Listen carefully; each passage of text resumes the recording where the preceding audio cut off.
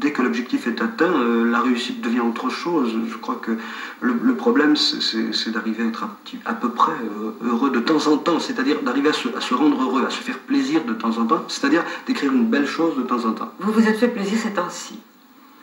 Un peu, oui. Avec? Avec, tu vois. Est-ce que vous êtes bien ici? Oui, tout d'un coup, ça va mieux, un petit peu. Depuis quand? Depuis qu'on parle à peu près ouvertement, franchement. C'est pas facile avec vous.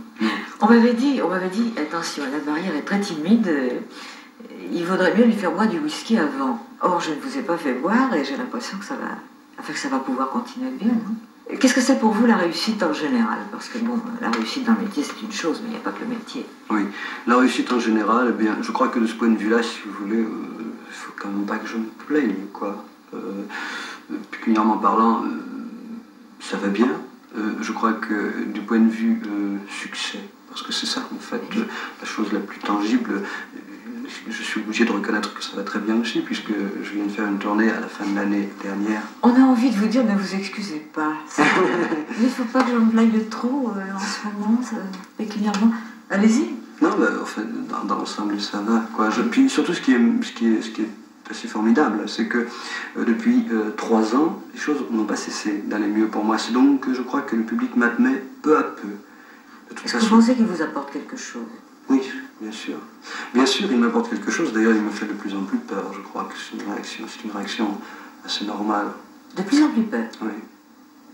Quel point de vue? Au début quand j'ai commencé ce métier, je n'avais absolument pas le trac. Je ne savais pas ce que c'était que d'avoir le trac. Et je rentrais sur scène, enfin, mais alors vraiment, vous allez voir ce que vous allez voir, quoi.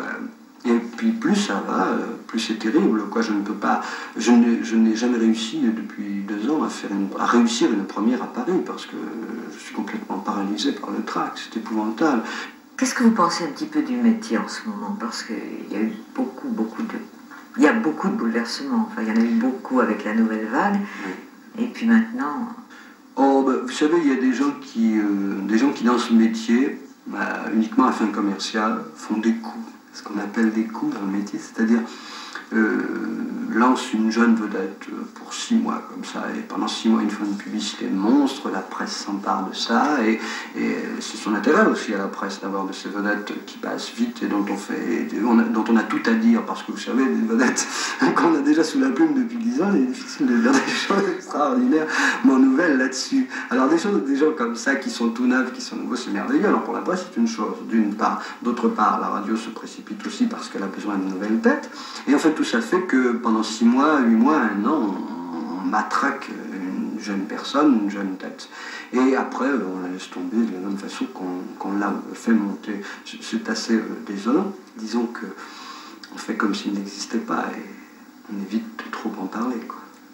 Enfin, Quoique quelquefois ça nous amuse. Moi, Dutronc m'amuse. Je ne sais pas s'il va m'amuser longtemps, mais il m'amuse. Alors que d'autres ne m'ont pas amusé du tout. Non, mais c'est amusant de savoir qu'Antoine s'amuse et que Dutronc s'amuse. Vous croyez qu'Antoine s'amuse? Parce que, non, mais je ne suis pas du tout d'accord, parce que, vous voyez, c'est des pressions. Pourquoi? C'est un monsieur qui disait se moquer du public, se moquer du métier, se moquer de tout. Et dès que le public l'abandonne et que tout d'un coup c'est le trou noir, parce que plus personne ne semble s'intéresser à lui, tout d'un coup c'est la dépression nerveuse. C'est grave pour un monsieur qui se moque de tout. Oui, mais on peut aussi avoir sommeil de temps en temps. Il n'y a peut-être pas beaucoup d'ennui non plus. Vous savez, je ne crois pas que les dépressions nerveuses soient comme ça conditionnées par je ne sais pas, par un échec précis ou par... ça peut être aussi des années de sommeil à récupérer, ou des échecs passés à récupérer. Je sais. Moi qui suis un monsieur éternellement inquiet et qui est toujours à la recherche de ce qui va m'aider à croire en quelque chose, je sens trop ces crises morales pour me tromper, je crois. Vous êtes inquiet et pas révolté en même temps. J'y pense à cause de la chanson. Oui, j'aimerais bien mourir maintenant, mais il faut aller jusqu'au bout. J'étais révolté quand j'avais 20 ans. Là, je refais n'importe quoi. Alors là, vraiment, j'étais complètement fou. C'est-à-dire? Oh bien, j'étais vraiment révolté, quoi. Et puis, vous savez, moi j'ai eu une instruction technique, c'est-à-dire une chose qui fait qu'on n'est pas au départ prédisposé aux idées d'avant-garde. J'ai commencé à découvrir l'art à 20 ans et la poésie à 23 ans.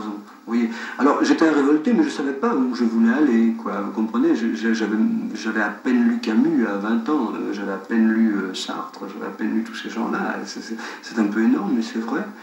Si à cette époque-là j'avais fait de la chanson, j'aurais pas fait du tout la même chose. Vous dites que vous n'auriez pas fait la même chose, vous auriez écrit des chansons, comme on dit, engagées. Davantage, oui. J'aurais secoué le cocotier davantage, bien sûr. Mais à cet âge-là, on ose davantage. Après, on a peur d'être pris au tournant, on devient un petit peu plus rusé, on a un petit peu plus peur, peut-être. Vous parlez beaucoup de la peur, enfin de la peur, de l'inquiétude. Vous croyez-vous qu'on est révolté à 20 ans et qu'on peut ne plus être révolté à 35 ou 40? Oui, dans mon cas, oui, parce que, comment dirais-je, je me suis... j'ai fait ma révolution, ce qu'on appelle sa révolution, c'est-à-dire peut-être quand on remet tout en question, vous savez. À ce moment-là aussi, j'ai eu envie de me suicider, comme tout le monde. Je me suis dit, la vie, ça vaut vraiment pas le coup. Et puis un beau jour, je me suis dit, eh ben non, tu te suicideras pas. Et je me suis trouvé des raisons de vivre. Et à partir du moment-là, je me suis dit, c'est fini, je vais vivre. Mais je me suis dit, tu ne te poseras plus la question. Une fois pour toutes, il faut vivre, il faut se débrouiller. Tu n'es pas doué pour le bonheur, tu es un type inquiet, instable.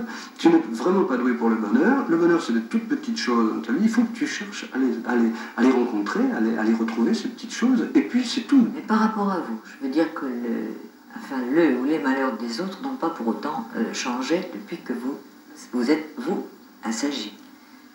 Non, oui, bien sûr, les malheurs des autres. D'ailleurs, vous savez, j'ai pas voulu écrire de chansons engagées, moi, depuis mes débuts.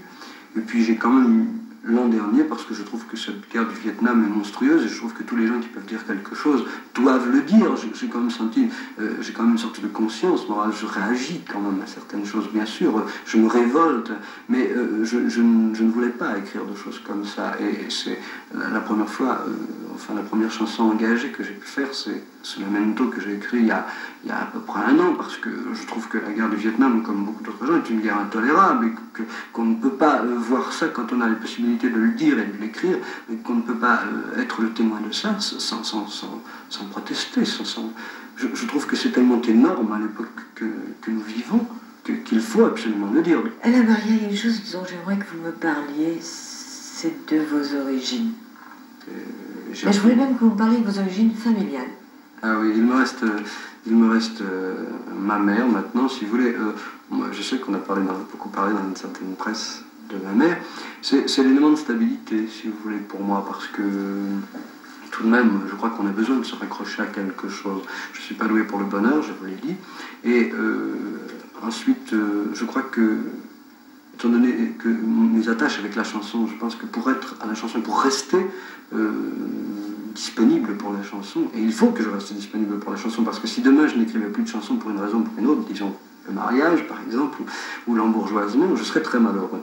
Donc il faut que je vive seul, et ma mère, si vous voulez, c'est ce qui est resté de mon passage en Bretagne, de mon enfance, et ce qui me donne quand même une certaine stabilité, parce qu'il est bon de vivre avec des gens simples, vous savez. Il est très bon quand on devient soi-même un petit peu compliqué. Est-ce que votre mère est douée pour le bonheur de son fils? Je crois qu'elle est plus douée que moi.